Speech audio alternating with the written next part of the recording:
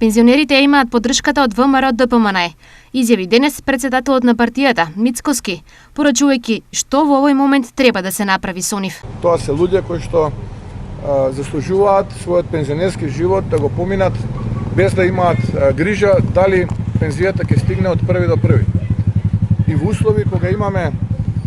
огромен криминал, во услови кога имаме исплатени 180 милиони евра, а немаме ни шајка заковано, нити лопата фрлено за проектот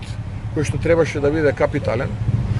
во услови кога министерот за финансии, вчера го слушнавме, вели дека буџетот бил во одлична кондиција, најмалку што заслужуваат овие луѓе е токму тоа да нивните барања бидат исполнети, ако е точно сето ова кое што кажува владата.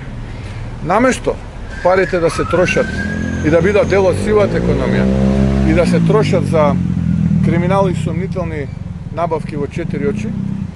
она кое што треба да се направи е веднаш да се седне, сериозно да се разговара со пензионерите и да се исполнат нивните барања. Нормално, повторно ќе кажам, ако е точно ова што све го зборува владата, дека буџетот бил во одлична